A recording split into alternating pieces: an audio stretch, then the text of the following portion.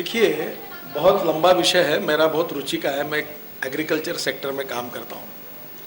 Ethanol, biodiesel, बायोमिथेनाइजेशन और ये सब मेरे लाइकिंग के सब्जेक्ट है, पर ये सब लोग इतना उसमें सुनने में इंटरेस्टेड नहीं है। मैं आपको एक बात बताऊँ, क्या मैं आधार के साथ बात कर रहा हूँ ना। देखिए, मेरी एक भी बात को आप स्टेट गवर्नमेंट से जोड़ दीजिए, मैं आपसे खुलासा करूँगा। दूसरी बात, मैंने बताने की आवश्यकता नहीं, मध्य प्रदेश जब था तब छत्तीसगढ़ की स्थिति क्या थी। और रमन सिंह जी के नेतृत्व में 11.4% जीडीपी है। कितना है जी? 49। मैंने सुना कि गुजरात के शायद आगे है। What is the indication? Gujarat में एग्रीकल्चर ग्रोथ रेट 14% है। रमन सिंह जी मुझे बता रहे थे agriculture growth rate in Chhattisgarh is 4.96 means 5%, और देश का एवरेज 2.43%। क्यों है? इवन मध्य प्रदेश भी प्रगति की ओर जा रहा है, गुजरात जा रहा है, छत्तीसगढ़ जा रहा है। ये तो मॉडल है। इवन बिहार में भाजपा और जनता दल यू की सरकार ने जीडीपी ग्रोथ रेट 11% पहुंचा है। वो -5 था। You try to understand me. आदरणीय लालू प्रसाद जी जब मुख्यमंत्री थे, 17 साल 18 साल में राज्य किया, बिहार का ग्रोथ रेट -5 था। हम आने के बाद 11, it's a miracle, no one believe it, कि बिहार में ये 11% ग्रोथ रेट कैसे हुआ। तो मुझे लगता है कि हमारी सरकार ने गुड गवर्नेंस दिया है। और आपको पता होगा कि हमने बीच में गुड गवर्नेंस के ऊपर मुंबई में 3 दिन की कॉन्फ्रेंस की थी और सभी मंत्री उसमें आए थे। आज तो मैं आया हूँ, पर अभी मेरा नेक्स्ट प्रोग्राम ऐसा है कि मैं दिन भर आने वाला हूँ और जहाँ जहाँ हमारी सत्ता है वहाँ, और मैं सब राज्यों के मंत्रियों से 1-1 घंटा उसको बोला तुम्हारा प्रेजेंटेशन करो और देश की तुलना क्या है उसके साथ उसका we are interested to make a audit for performance. Bhajpa is committed for the politics for progress and development for the 21st century. This is our basic agenda. हम इस देश के भविष्य को, इस देश के तकदीर को बदलना चाहते हैं और इसलिए निश्चित रूप से हमारी सरकार का परफॉर्मेंस अच्छा है। उसमें और गुणात्मक परिवर्तन के लिए हम मेहनत कर रहे हैं, आगे और करेंगे। बोलिए। देखिए, हमारे मुख्यमंत्री अच्छा ही काम कर रहे हैं। एक बात आप समझ लीजिए, no one is perfect and no one can claim that he is perfect. उत्तम, अधिक उत्तम, सर्वोत्तम up to infinity. You cannot catch your own image. प्रगति और विकास ऐसा ही है, निरंतर बढ़ना चाहिए। मैंने हमारे सभी सरकार को कहा जो गुजरात में अच्छा कार्यक्रम है वो छत्तीसगढ़ में लाइए, छत्तीसगढ़ का अच्छा कार्यक्रम मध्य प्रदेश में ले जाइए, मध्य प्रदेश का अच्छा कार्यक्रम आप कर्नाटक में भी 3% से। बीजेपी के राज्यों में, कर्नाटक में, मध्य प्रदेश में किसानों को ऋण 3% के भाव से दिया जाता है। छत्तीसगढ़ में दिया, छत्तीसगढ़, मध्य प्रदेश और कर्नाटक में 3% से दे रहे हैं। मैं पूछना चाहता हूँ, कांग्रेस शासित राज्यों में क्या स्थिति है?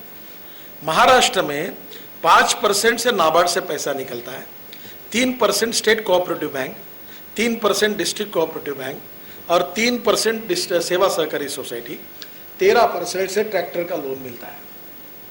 मर्सिडीज गाड़ी अगर लेनी है तो interest rate is 8% and tractor खरीदना है तो interest rate is 13%। This is in the Congress department, Congress राज्य के। अब मुझे बताइए, यही रमन सिंह जी, शिवराज जी, येदुरप्पा जी बीजेपी शासित राज्य में 3% दे रहे हैं।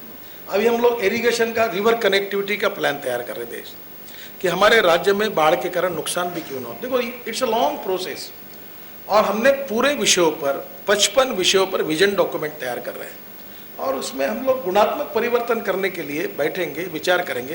किसी के दोष निकालने के लिए नहीं, आज जितना अच्छा उससे और अच्छा कैसा करें इसके लिए कोशिश करेंगे।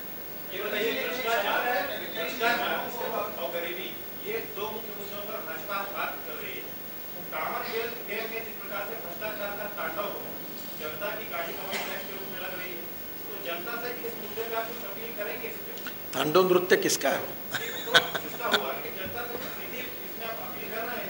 देखिए, बहुत से विषय पर मैं बोला हूँ, मेरे मेन न्यूज को दे तो साइड ट्रैक हो जाएगा, दूसरा छप के आएगा। मुझे लगता है हो गया अभी। ये इनका ये बहुत चिल्ला रहे तब से। नहीं नहीं, आप पूछे पूछे। राम मंदिर पे नया फैसला आना है न्यायालय का। विश्व हिंदू परिषद जो आपके सहयोगी दल है, उन्होंने कह दिया है कि वे अदालत के फैसले को नहीं माने। इस पर बीजेपी का क्या स्टैंड होगा अगर राम मंदिर का फैसला? पहली बात ऐसी है कि the matter is sub judice, we are waiting for the decision. As far as BJP is concern, हमारी कोई कमेंट्स, इस पर कोई कमेंट्स नहीं, मेरी कमेंट्स नहीं है कोई, because we are waiting for the decision from the court and matter is sub judice. एक जस्ट मिनट, उनको आके आंकड़े बताते हैं कि भाजपा शासित राज्यों में सबसे ज्यादा इन्वेस्टमेंट हुआ है और काफी उपलब्धियां रही हैं। हाल ही में कांग्रेस महासचिव राहुल गांधी और केंद्रीय मंत्री जयराम रमेश के उठाए गए कदम इस इन्वेस्टमेंट को कैसे प्रभावित कर रहे हैं और आप उनके उठाए गए और नेताओं के एनजीओकरण से कैसे अपने आप को? देखिए, हमारे देश में आपने अच्छा सवाल पूछा है। मैं भी पावर सेक्टर में हूँ, इसलिए मुझे पता है 12 प्लान में कोयला अवेलेबल नहीं है।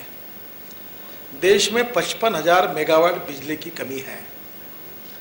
अगर इंडस्ट्री से द्वारा अगर प्रगति करनी है, एम्प्लॉयमेंट क्रिएट करना है, तो 4 बातों की जरूरत है: water, power, transport and communication. और एग्रीकल्चर में प्रगति करनी है तो it needs irrigation, water management, seed, fertiliser, power. अब मुझे बताइए, अगर पावर ही नहीं होगी तो देश का विकास कैसे होगा? पावर ही नहीं होगी तो कारखाने कैसे चलेंगे? पावर ही नहीं होगी तो रोजगार बेरोजगार युवकों को कैसे मिलेगा? पावर ही नहीं होगी तो पर कैपिटा इनकम और जीडीपी कैसे बढ़ेगा? तो मुझे लगता है कि इसके बारे में हमारे को देश का इन्वायरमेंट भी चाहिए। हम निश्चित रूप से ग्रीन थिंकिंग को सपोर्ट भी करते हैं, पर कहीं ना कहीं इसके बारे में एक संतुलित विचार रखना चाहिए। एग्जैगरेटेड एक्सट्रीम अप्रोच लेकर ये प्रश्न सुलझाए नहीं जाएंगे। मैं प्रधानमंत्री से अपील करता हूँ कि देश के भविष्य का विचार करते हुए, देखिए, I am very sorry to say, Uttarakhand cross करने के बाद चाइना ने एक हाइड्रो पावर प्रोजेक्ट डाला हुआ है।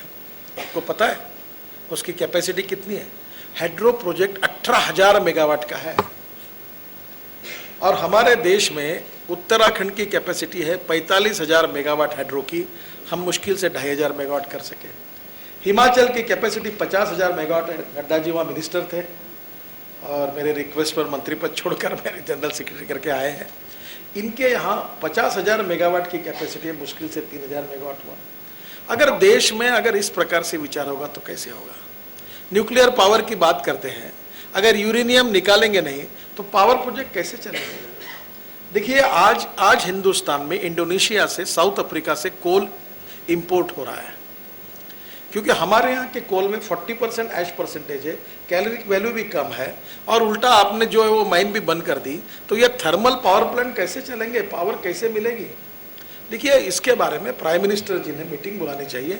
और मैंने एक बार एक कॉन्फ्रेंस में कहा था कि water, power, transport and communication पर प्रधानमंत्री ने विपक्ष के नेताओं को बुलाकर हम मिलकर एक नीति बनाए ताकि देश के भविष्य के दृष्टि से उसका उपयोग होगा।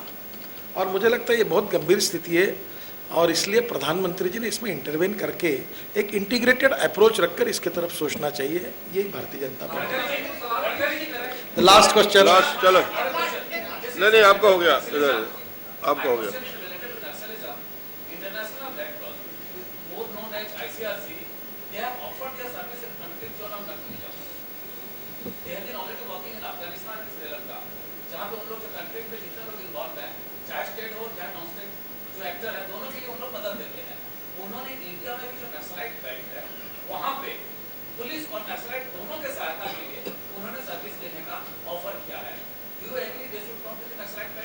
नहीं, in the world everywhere, either it is a war or some type of problems like Naxalism, all type of governments in the world, they are taking their help. I feel that there is no objection for that. It is the question related with the power of the central government. That Home Ministry and the central government, they are competent to decide and to take the decision related with it. I don't feel it. Actually this is foreign organisation होने के कारण अगर central government, अगर उसको पूरे भारत पाकिस्तान युद्ध हुआ, कहीं भी होता है तो रेड क्रॉस वहाँ जाता है। सभी अभी तालिबान के वहाँ पहुँच गए, वो सभी जगह गए। मुझे लगता है केंद्र सरकार ने इसके ऊपर सोच के विचार करके निर्णय करना चाहिए, इसमें कोई आपत्ति होने का कारण नहीं। आपका हुआ एक बार, हाँ आखिरी आप ही हो गया, आपने एक पूछा। चलो आखिरी, हाँ लास्ट क्वेश्चन। हाँ हाँ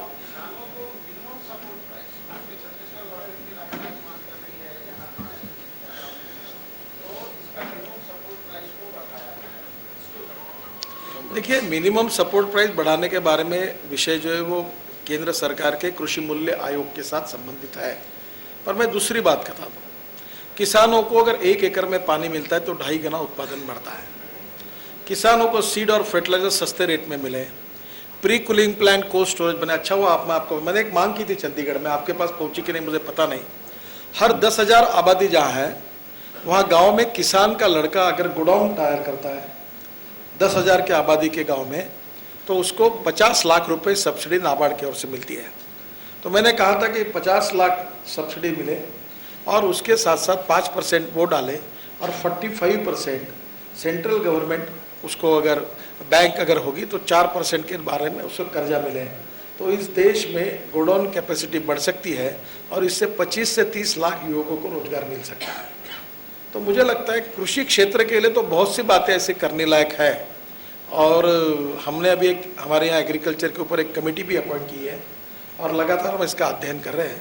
मुझे लगता है आज आवश्यकता है किसानों की तरफ ध्यान देने की और रूरल एंड एग्रीकल्चर सेक्टर को विशेष प्रायोरिटी देने की।